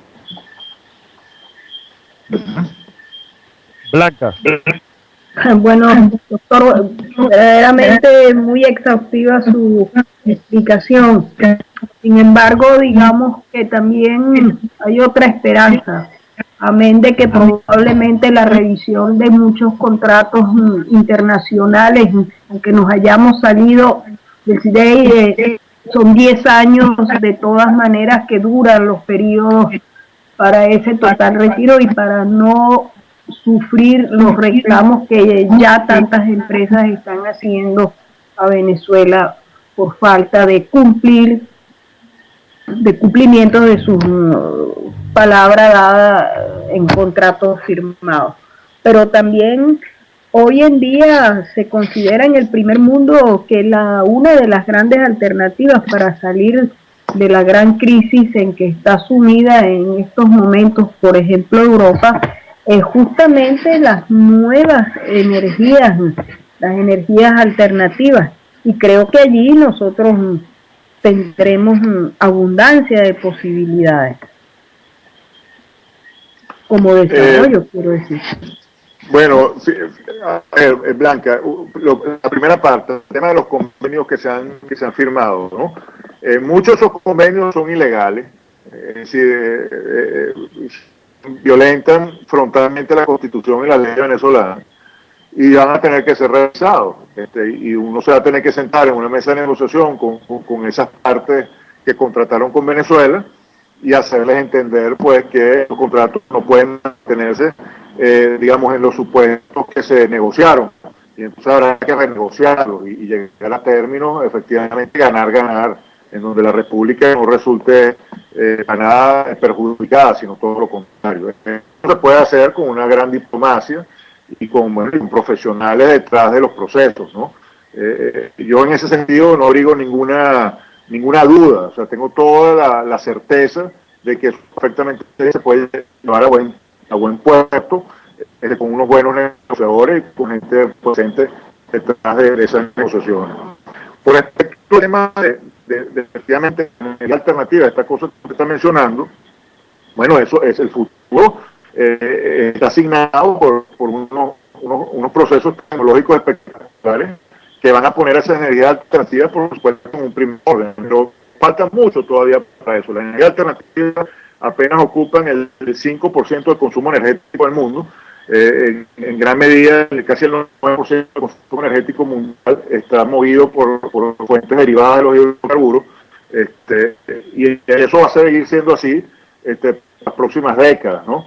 Lo cual abre unas ventanas de oportunidad muy grandes para Venezuela, sin por supuesto descuidar las inversiones que se pueden hacer también en investigaciones, en desarrollos en las energías alternativas, porque también tenemos muchas variables competitivas, comparativas, en ese sentido. O sea, nosotros tenemos mucho sol, tenemos mucho viento, tenemos muchas cosas, tenemos mucha madera, muchas condiciones agrícolas inclusive para fabricar combustibles alternativos. Pero ahí va a estar nuestro fuerte. Nuestro fuerte va a ser, por supuesto, el inmenso poder que tenemos en cuanto a reservas de hidrocarburos, no solamente petróleo, sino también gas.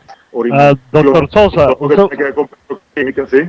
Doctor Sosa, tenemos una llamada, creo que tenemos una llamada aquí. Estamos al aire, buenas noches, bienvenido. Buenas noches, Silfredo, un saludo, doctora Blanca, doctor Juan Carlos, les habla José Luis. Buenas noches, José Luis, bienvenido.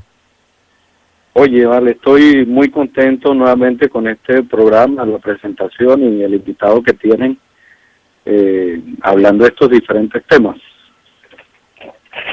Y bueno, lo que quería mencionar, Silfredo, es lo siguiente. En medio de todas estas declaraciones que el doctor Juan Carlos ha estado mencionando, yo quisiera decir que hay un factor dentro de lo predecible o dentro de lo que nosotros miramos como difícil, hablando de la coyuntura y de todos los vicios que hay ahorita, hay un factor que es impredecible y es un montón de gente, el grupo de gente que está inconforme en todas las ramas, hablando de los servidores públicos, hablando de los militares, hablando de todo ese grupo que ha estado callado y resistiendo, y creo que el momento ha llegado, ¿no? Y creo que es el momento, yo diría que de lujo o clave para Venezuela.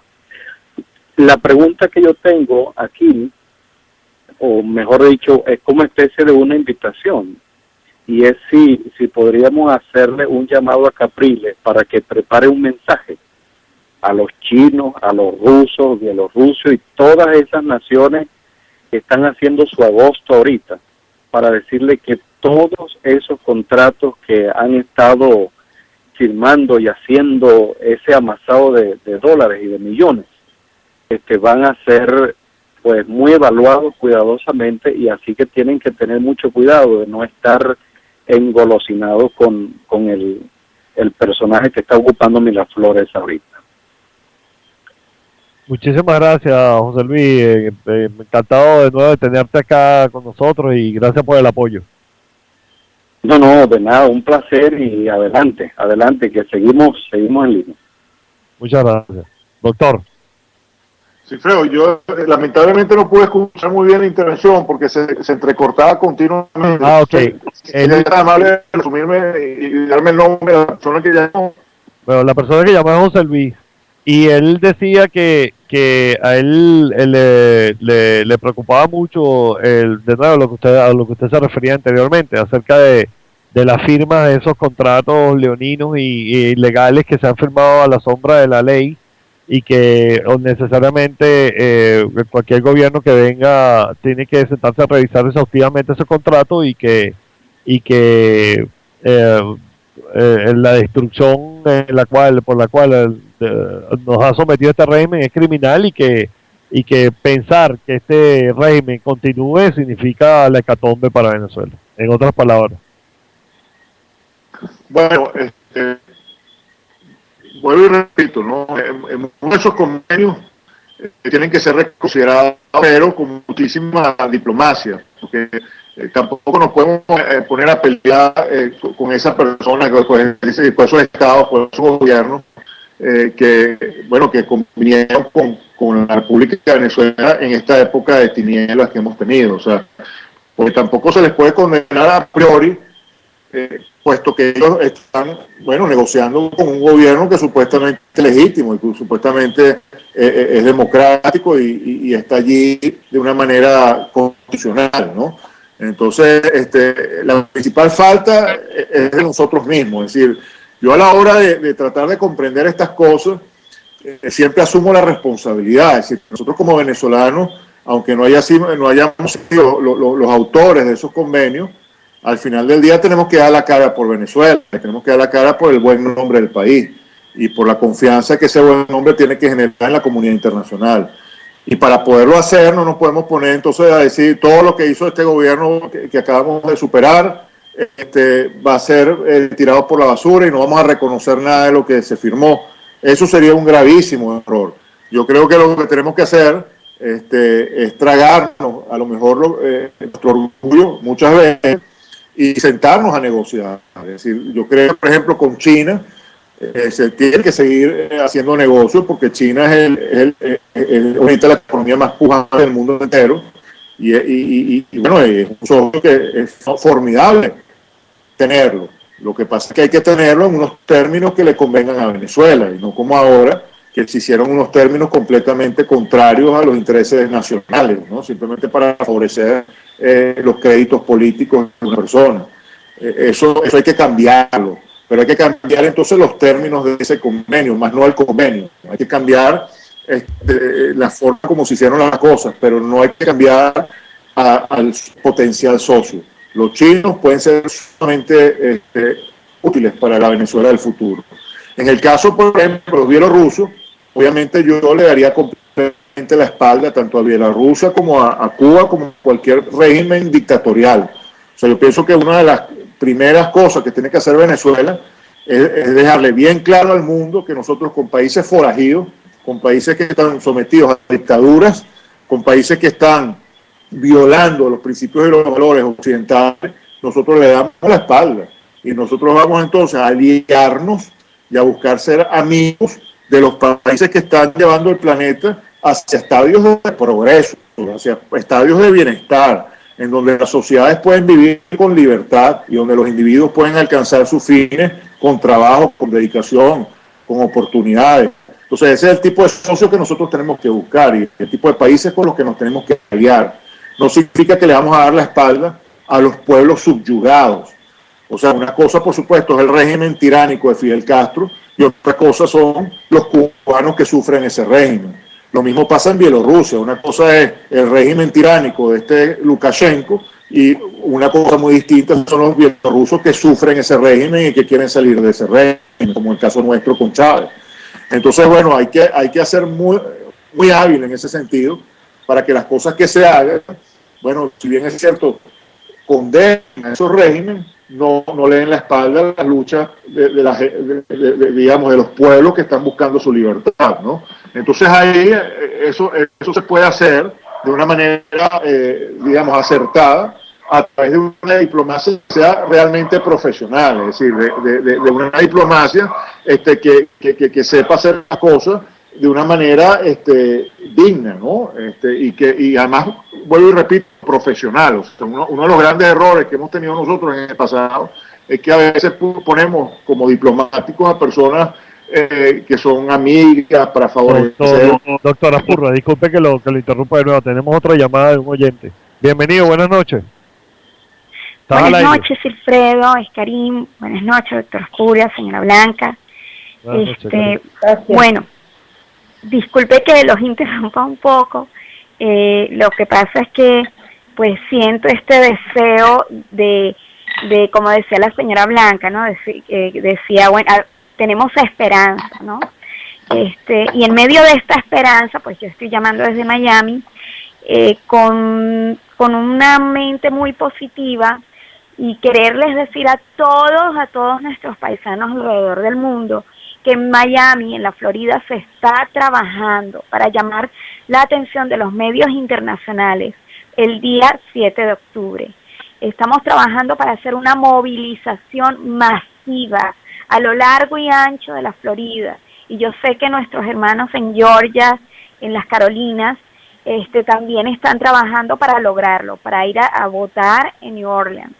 Entonces, para esto, les quiero informar acerca de una página, los invito a todos que visiten esta página web que es de Miami para New Orleans, y ahí pueden tener información de todos los eventos que se están realizando en ciudades como en Weston, en El Doral, en Kendall, Fort Lauderdale, todas las reuniones que estamos haciendo para lograr que este evento sea masivo.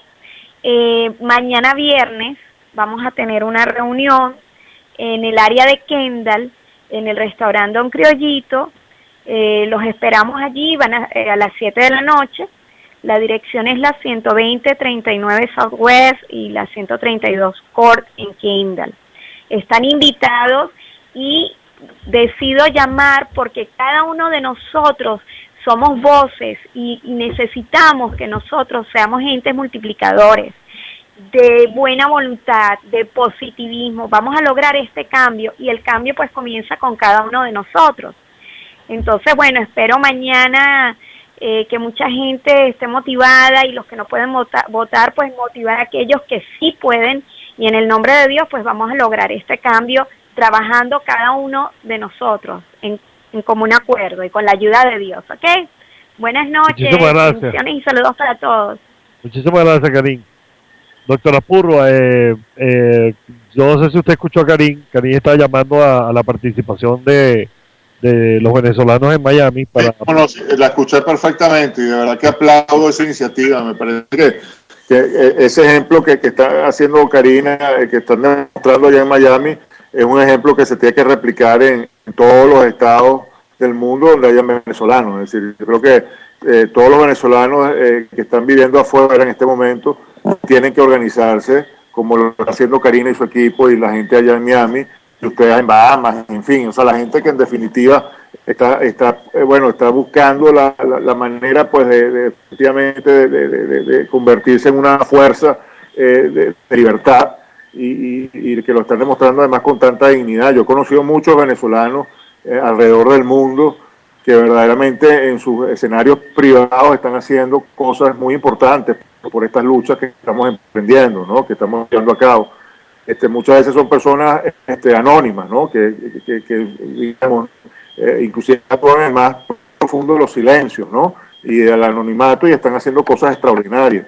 Entonces yo de verdad aplaudo a todas esas iniciativas y que de verdad hay que hacer llamados para que todos los venezolanos que estén hasta en la China, en donde sea, pues en Bulgaria, en Singapur, se organicen y bueno, y ese día 7 hagan sentir su fuerza, hagan sentir su voz. En Miami tengo entendido que se están organizando para ir a Nueva Orleans y tal, y de alguna manera hacer acto de presencia en los centros de votación. Eso me parece maravilloso.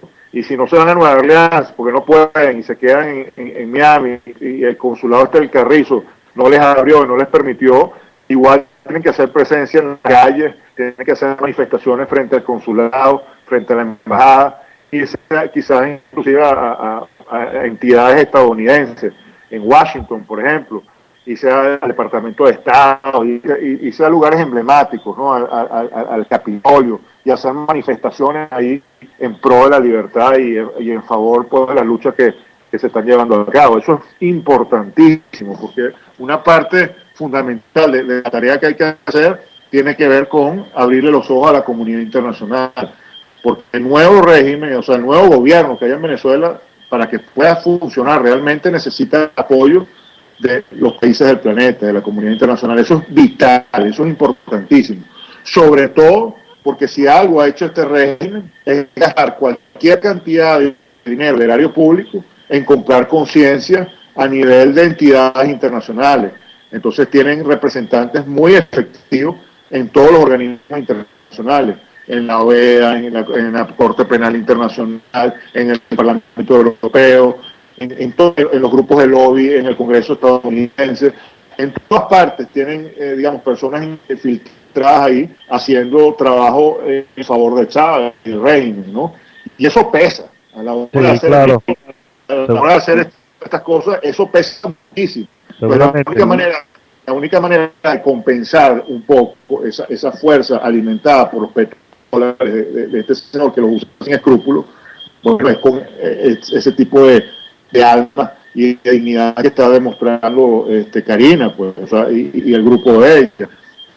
Y lo que están haciendo ustedes, y lo que están haciendo ustedes con su programa y con la voz que están tratando de replicar en el mundo entero con el programa que llevan a cabo de forma tan profesional. Esos son esfuerzos que son espectacularmente necesarios, ¿no? Y que hay que aplaudir, que hay que respaldar y que hay que de alguna manera seguir apoyando con toda la fuerza posible, ¿no? Muchísimas gracias, doctora Purro. En verdad nos honra sus palabras y nosotros hacemos esto porque creemos que nosotros todos los venezolanos tenemos una responsabilidad y tenemos que asumirla. Le queremos dar las gracias por habernos acompañado hoy. Ya se nos acabó el programa, lamentablemente. Esto usted siempre es fascinante escucharlo. Provoca tener un programa de 4 horas con usted.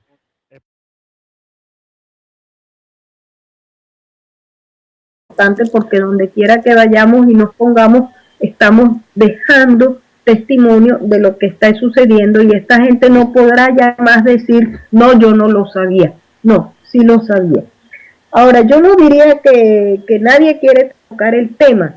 Lo que quizá está siendo difícil de suscitar es un verdadero debate, porque hay seguramente un enfrentamiento entre lo que es el grupo de la colina y en cambio lo que puedan ser otras personalidades como son, no lo sé, Ludwig Moreno, Aguana,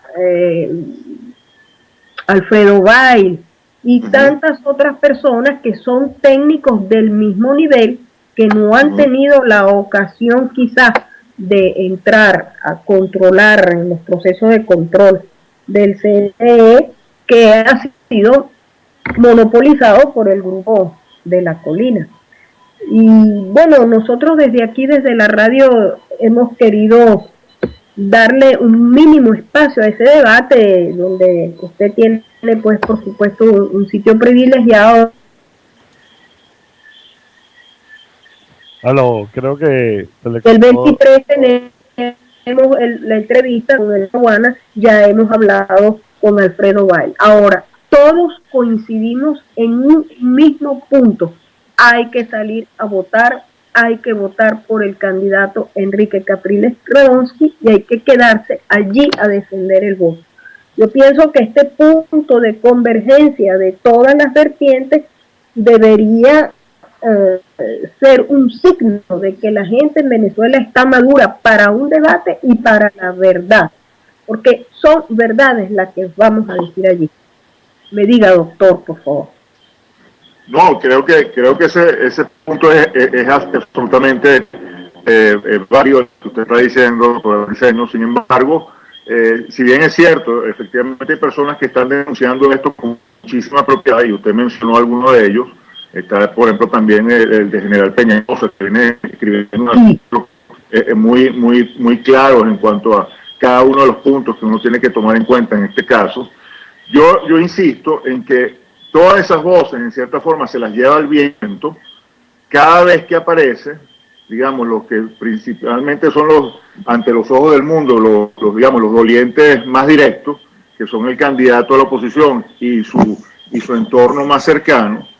Si ese grupo está continuamente subestimando la importancia de estas denuncias y más bien tratan de taparlas y tratan más bien de hacer ver de que se puede perfectamente bien neutralizar las trampas simplemente teniendo testigos de mesa, ya están dando pues unas señales equivocadas, porque cuando hagan el fraude que supera cualquier posibilidad, cualquier tema. Bueno, bienvenidos una vez más a Caminos de Libertad, a esta ventana que gracias a Dios y como dije a Radio Nexo y a la organización Libéralos Ya se nos ha dado para que sirvamos como de herramienta para que podamos discutir aquí temas que nos ayuden a encontrar herramientas para construir caminos que nos lleven hacia la libertad de Venezuela. Por eso se llama, por eso nuestro nombre, Camino de Libertad. Como dije, tenemos como invitado esta noche al doctor Sosa Purua. Juan Carlos Sosa Purua. Él es escritor, empresario, editor y también tiene una columna en el diario Las Américas. Es autor del libro Apertura Petrolera, Oportunidad de Desarrollo, coautor de Crímenes de Lesa Humanidad, un enfoque venezolano, autor de un proyecto de ley orgánica de hidrocarburos para Venezuela, autor de la novela Cicatriz, nominada al Premio Planeta, al Premio Crítica Internacional Literaria de Ficción, etcétera.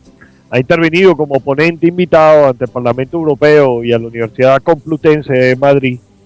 Ha demandado al régimen del teniente Hugo Rafael Chávez Frías por graves violaciones a los derechos humanos ante la Comisión Interamericana de Derechos Humanos en Washington. Asimismo, ha demandado al teniente coronel y a sus cómplices por delitos de terrorismo y crímenes de lesa humanidad ante el Tribunal Supremo de Justicia de Venezuela, la Audiencia Nacional de España y la Corte Internacional Penal La Haya en Holanda. Recientemente ha sido fundador del movimiento por la dignidad y libertad de Venezuela, Fénix, y presentó su nombre como candidato presidencial. Como bien sabemos, también el invitado, el doctor Sosa Purua, es experto petrolero, ¿verdad? Eso nos da una idea de la capacidad de análisis de este venezolano, de este magnífico venezolano, y que muchos de nosotros admiramos. Vamos a ver si ya está ahí. Buenas noches, doctor Apuro. ¿Me oyen bien? Sí, perfectamente, doctor Apuro. Bienvenido. Buenas noches, ¿cómo están? Muy bien, muy bien. Buenas noches. Feliz y honrado de tenerlo acá con nosotros. El placer es mío. Muchísimas gracias por la amable invitación, que de verdad me encanta estar en este programa.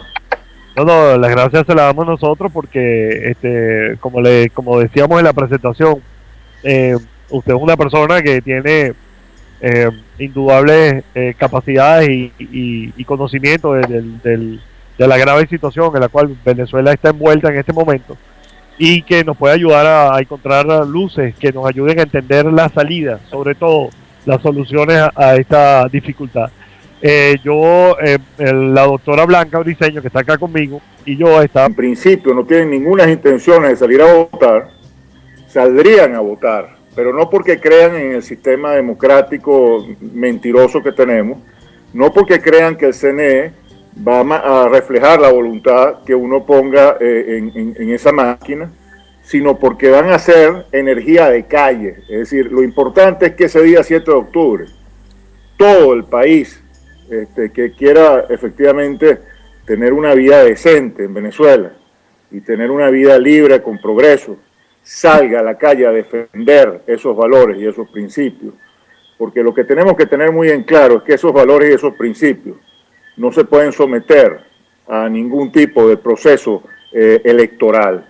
Es decir, esos son valores y principios absolutos, que si están mancillados, si están pisados y si están siendo violentados sistemáticamente desde las más altas esferas del poder, uno como sociedad tiene todo el derecho de salir entonces y defender esos principios y esos valores por la vía que sea. Es decir, no está escrito que tiene que ser una vía A o una vía B.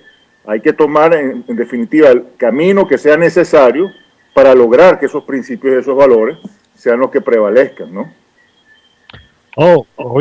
Sin duda, doctora Purua, nosotros vemos con mucha preocupación que esos temas son como, no sé, como sagrados, nadie los quiere tocar, y cada vez que uno los toca de pronto genera en mucha gente esa,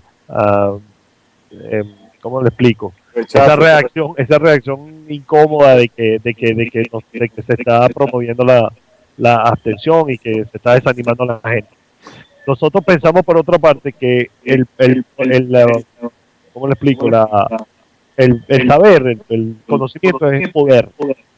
Y cuando nosotros tenemos conocimiento de a quién nos estamos enfrentando, podemos saber qué armas utilizar, qué armas y qué herramientas utilizar.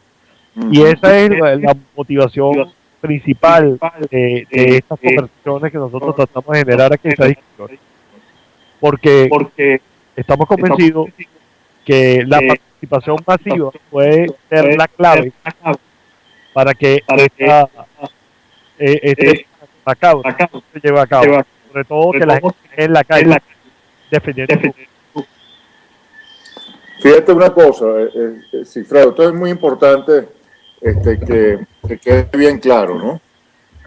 El tema del CNE, de toda la, digamos, de toda la farsa que está allí montada, es un tema que es de suma importancia, no solamente porque los venezolanos estemos claros y sepamos entonces a qué atenernos, sino también porque la comunidad internacional tiene que saber estas cosas. A veces la comunidad internacional se confunde, porque por un lado vamos los que hacemos estos viajes y estas reuniones con personas claves en todo el mundo, tratando de hacerles ver pues, que en Venezuela tenemos un régimen autocrático que está matando todas las libertades, pero en paralelo entonces van otras personas, voceros de los partidos políticos, a decir que no, que en Venezuela hay un juego democrático perfectamente válido y que la salida es perfectamente viable por la vía electoral y que el Consejo Nacional Electoral, bueno, si bien es cierto, tiene algunas deficiencias, en principio pues funciona de una manera bastante buena y profesional, ¿no? Entonces, claro, eso genera pues un gran problema a la hora de transmitir el mensaje y buscar los apoyos necesarios para que la comunidad internacional se solidarice pues, con la lucha de los venezolanos que queremos la libertad, ¿no? Por otra parte, el que salgan en cierta forma los aliados o los voceros pues, del Comando Venezuela y de la Mesa de la Unidad a decir una y otra vez que todas las pruebas que se están haciendo dentro del CNE han resultado transparentes y han resultado fundamentos para estar tranquilos en cuanto al proceso electoral, y que lo único que critiquen sea el supuesto ventajismo por parte del presidente en el uso de los recursos públicos para promoverse como candidato, generan un precedente sumamente dañino, porque entonces cuando lleguemos al 7 de octubre y efectivamente nos quieran sacar pues el poco de conejos y el poco de lombrices y culebras de esos sombreros mágicos que tiene el CNE, no vamos a tener, o digamos, el candidato, Enrique, no va a tener la fuerza moral, si se quiere, para denunciar en ese momento lo que no denunció antes. O sea, si por ejemplo nosotros estamos diciendo que el registro electoral permanente tiene por lo menos 3 millones de personas que no existen, parece que son mucho más que eso, pero ya se sabe que en principio por lo menos 3 millones de personas que tienen el registro electoral permanente no existen, eso se tiene que denunciar. Es decir, no se puede decir que ese registro electoral permanente está bien y que el censo se hizo adecuadamente y que las personas que ya aparecen efectivamente existen y tienen capacidad de votar. Porque entonces después no se puede denunciar ese registro electoral permanente cuando efectivamente esos 3 millones de fantasmas voten por Chávez. Ese es el punto. Entonces, lo que yo veo realmente grave de todo este proceso ¿Aló? Aló, ¿Sí? aló. Buenas noches, doctora Curua.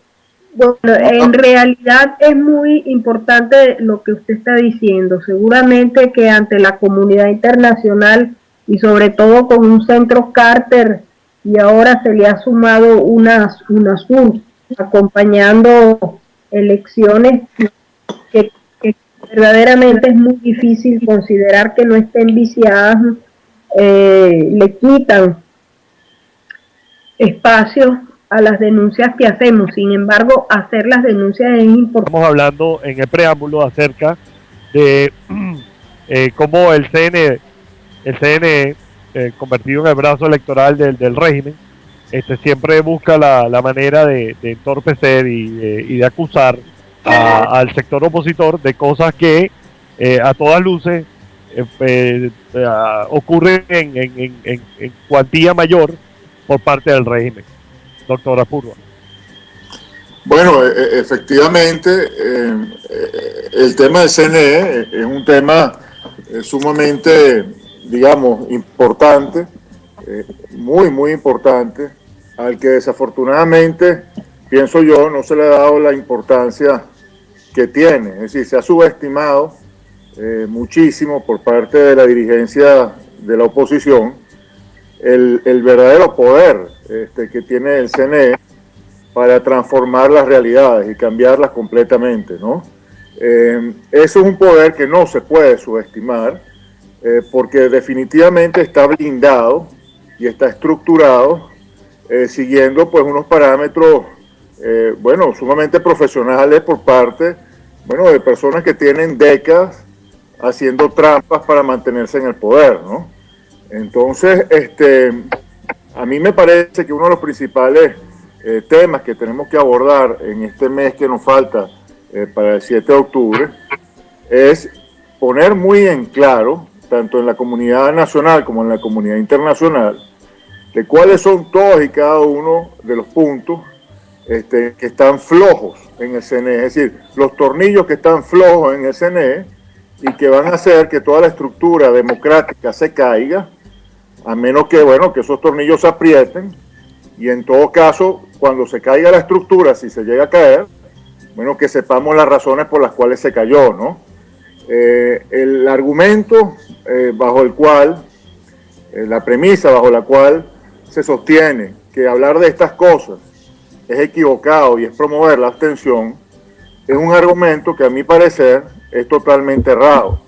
Yo pienso que en Venezuela la situación está muy polarizada desde el punto de vista político, las definiciones políticas están muy marcadas, y la gran diferencia en cuanto a apoyo de calle la hacen básicamente las personas con carácter combativo, es decir, las que están dispuestas efectivamente a salir a la calle y a defender la libertad, pero que se sienten en cierta forma traicionadas por la dirigencia opositora, precisamente porque no toca estos puntos de los cuales yo estoy hablando. Lo que yo quiero decir es que si el candidato, si Enrique Capriles, pues, llegase a poner esto como bandera de su campaña, es decir, se transforma en un paladín, defensor, ya no de una supuesta elección democrática, sino de la libertad, y pone estos puntos álgidos sobre la mesa, muchas de esas personas combativas